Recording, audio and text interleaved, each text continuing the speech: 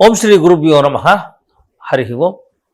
ಎಲ್ಲ speed TV ವೀಕ್ಷಕರಿಗೆ ಶುಭ ಹೇಳ್ತಾ, ಡಿಸೆಂಬರ್ ತಿಂಗಳ 12 ರಾಶಿಗಳ ಭವಿಷ್ಯ ಹೇಳುವಾಗ ಮೊದಲು ಮೇಷರಾಶಿಗೆ ನೋಡೋಣ. ಮೇಷರಾಶಿಗೆ ಈ ಡಿಸೆಂಬರ್ ತಿಂಗಳು 2025 ಯಾವ ರೀತಿಯಾಗಿರತಕ್ಕಂತಹ ಫಲವನ್ನು ಕೊಡ್ತಾರೆ ಅಂತ ನೋಡ್ತಾ ಹೋಗೋಣ. ಗುರು ಡಿಸೆಂಬರ್ 5ನೇ ತಾರೀಕು ಮೇಲೆ ಕಟಕಕ್ಕೆ ಹೋಗ್ತಾನೆ. ಡಿಸೆಂಬರ್ 5 ತಾರೀಕು ತನಕ ಒಂದು ಫಲ, ಡಿಸೆಂಬರ್ 5 ಮೇಲೆ ಇನ್ನೊಂದು ಫಲ ಇರುತ್ತೆ. ಅದನ್ನ ಯಾವ ರೀತಿ ಅಂತ ನೋಡ್ತಾ ಹೋಗೋಣ.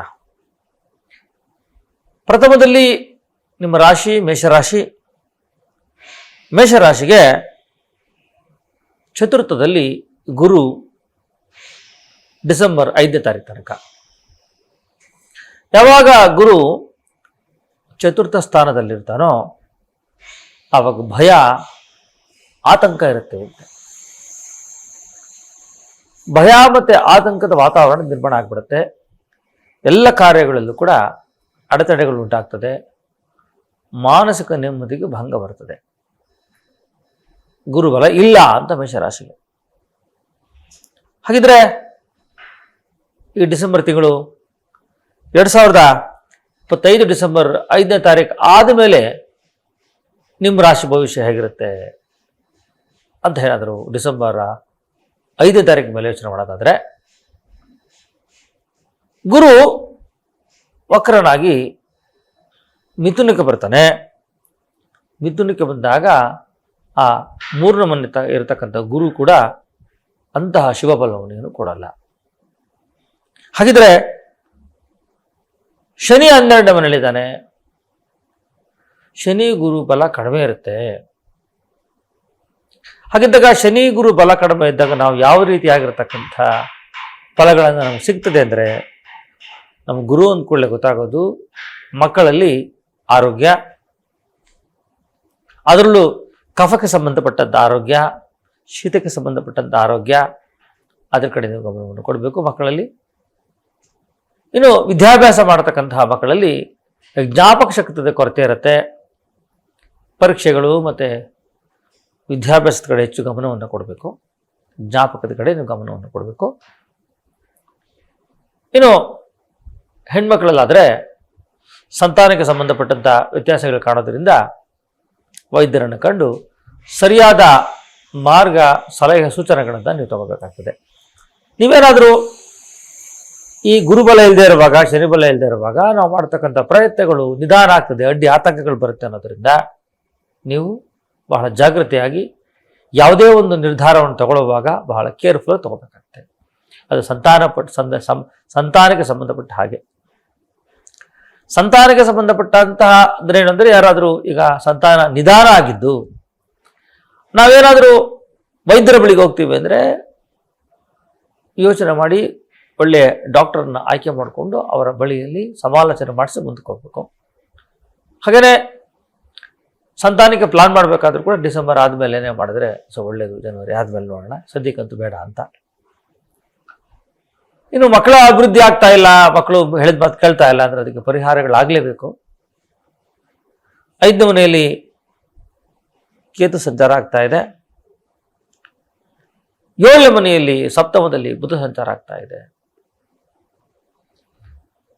ಬುಧ ಅವನು ಯಾವುದು ಗ್ರಹದ ಜೊತೆಯಲ್ಲಿ ಇರ್ತಾನೋ ಅದರಂತೆ ಫಲ ಕೊಡ್ತಾನೆ ಅಂತ ಇರುವಾಗ, ಅಷ್ಟಮದಲ್ಲಿ ಕುಜ, ಶುಕ್ರ, ಸೂರ್ಯರ ಸಂಚಾರ ಅಂದರೆ ಸರ್ಕಾರದಲ್ಲಿ ಆಗ್ತಕ್ಕಂಥ ಕೆಲಸ ಕಾರ್ಯಗಳು, ರಾಜಕೀಯ ವ್ಯಕ್ತಿಗಳು, ಅನಂತರ ಸಾಫ್ಟ್ವೇರ್ ಅಲ್ಲಿ ಇರ್ತಕ್ಕಂಥವ್ರಿಗೆ ಉದ್ಯೋಗ ವ್ಯವಹಾರಗಳಲ್ಲಿ ಹಿನ್ನಡೆ ಇರ್ತದೆ.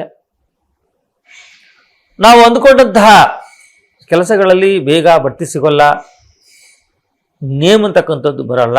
ಯಾಕಂದ್ರೆ ಈ ತಿಂಗಳು ಗುರು ಶನಿ ಬಲ ಇಲ್ಲದೆ ಇರೋ ಕಾರಣ ಅಷ್ಟಮದಲ್ಲಿರ್ತಕ್ಕಂಥ ಗ್ರಹಗಳು ಸೂರ್ಯ ಅವರೆಲ್ಲ ಇದ್ದಾಗ ಅದು ನೇಮ್ ಅಂಡ್ ಫೇಮ್ಗೆ ಕೊರತೆ ಆಗ್ತದೆ. ಆರೋಗ್ಯದ ಕಡೆ ಬಹಳ ಎಚ್ಚರಿಕೆಯನ್ನು ಕೊಡಬೇಕು.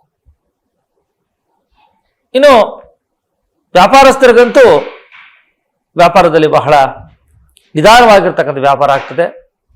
ಸಾಫ್ಟ್ವೇರಲ್ಲಿರ್ತಕ್ಕಂಥವ್ರಿಗೆ ನಿಧಾನಗತಿಯಾಗಿರ್ತಕ್ಕಂಥ ನೇಮ್ ಅಂಡ್ ಫೇಮ್. ಹಾಗೆಯೇ ಕಣ್ಣಿಗೆ ಸಂಬಂಧಪಟ್ಟಂಥ ಆರೋಗ್ಯದ ಕಡೆ ಗಮನ ಕೊಡಬೇಕು. ಹೃದಯಕ್ಕೆ ಸಂಬಂಧಪಟ್ಟಂಥ ಕಾಯಿಲೆಗಳಿಗೆ ಸಂಬಂಧಪಟ್ಟಂಥ ಆರೋಗ್ಯವನ್ನು ಕಾಣಬೇಕು. ಹಾಗೆಯೇ ಮುಖ್ಯವಾಗಿ ಶುಕ್ರ ಮಂಗಳೂರು ಅಷ್ಟಮದಲ್ಲಿರುವಾಗ ಬೇಕಾದಷ್ಟು ಯೋಗ ಭೋಗಗಳನ್ನು ಅನುಭವಿಸಲಿಕ್ಕೆ ಸಮಯ ಕಾಯಬೇಕು. ಅದಕ್ಕೆ ಪರಿಹಾರ ಬೇಕಾಗ್ತದೆ. ರಿಯಲ್ ಎಸ್ಟೇಟ್ ಮಾಡೋರಿಗೆ ಅರ್ಧ ಶುಭ ಆದರೆ ಇನ್ನು ಉಳಿದವರಿಗೆ ಮಧ್ಯಮ ಫಲ ಅಂತಂದರೆ ಮೇಷರಾಶಿಯವರಿಗೆ 100ಕ್ಕೆ 50 ಭಾಗ ಶುಭ, 50 ಭಾಗ ವ್ಯತ್ಯಾಸವಾಗಿರ್ತಕ್ಕಂಥ ಫಲ. ಪರಿಹಾರಾರ್ಥವಾಗಿ ವಿಷ್ಣು ಸಹಸ್ರನಾಮವನ್ನು ಹೇಳೋದ್ರಿಂದ, ವಿಷ್ಣು ಸಹಸ್ರನಾಮವನ್ನು ಕೇಳೋದ್ರಿಂದ, ಆದಿತ್ಯರ ದೇವವನ್ನು ಮಾಡ್ಕೊಳ್ಳೋದ್ರಿಂದ ಅವರಿಗೆ ಶುಭ ಆಗ್ತದೆ. ಆದರೆ ಈ ಡಿಸೆಂಬರ್ ತಿಂಗಳು ಮೇಷರಾಶಿಯವರಿಗೆ ಅಂತಹ ಶುಭ ಮಾಸ ಆಗದೇ ಇರೋ ಕಾರಣ ಯಾರನ್ನು ನಿಷ್ಠುರ ಮಾಡ್ಕೊಂಡೆ ಯಾವುದೇ ಸಂಕಷ್ಟಗಳು ಬಂದಾಗ ಅದನ್ನು ಸರಿಯಾದ ರೀತಿಯಲ್ಲಿ ನಿಭಾಯಿಸಲಿಕ್ಕೆ ಬುದ್ಧಿಶಕ್ತಿಯನ್ನು ಮಾಡ್ಕೋಬೇಕು. ಮನೆದೇವರನ್ನು ಪ್ರಾರ್ಥನೆ ಮಾಡ್ಕೋಬೇಕು. ವಿಶೇಷವಾಗಿ ಆದಿತ್ಯರ ದೇವವನ್ನು ಕೇಳಿ ಯಾವುದೇ ಹೊಸ ವ್ಯಾಪಾರ ಉದ್ಯೋಗಕ್ಕೆ ನೀವು ಮುಂದಾಗೋದು ಬೇಡ. ಈ ಡಿಸೆಂಬರ್ ಕಳೆದು ಉತ್ತರಾಯಣ ಬರುತ್ತೆ. ಜನವರಿ 15 ಮೇಲೆ ನಿಮ್ಮ ಕೆಲಸ ಕಾರ್ಯಗಳನ್ನು ಮಾಡಿಕೊಳ್ಳಿ ಅಂತ ಹೇಳ್ತಾ ಮೇಷರಾಶಿಯವರು ಪರಿಹಾರ ಯುಕ್ತರಾಗಿ ಪರಿಹಾರಗಳನ್ನು ಮಾಡಿಕೊಳ್ಳಿ ಅಂತ ಹೇಳಿ ಈ ಮೂಲಕ ಹೇಳ್ತೀನಿ. ಎಲ್ರಿಗೂ ಒಳ್ಳೆಯದಾಗಲಿ. ನಮಸ್ಕಾರ.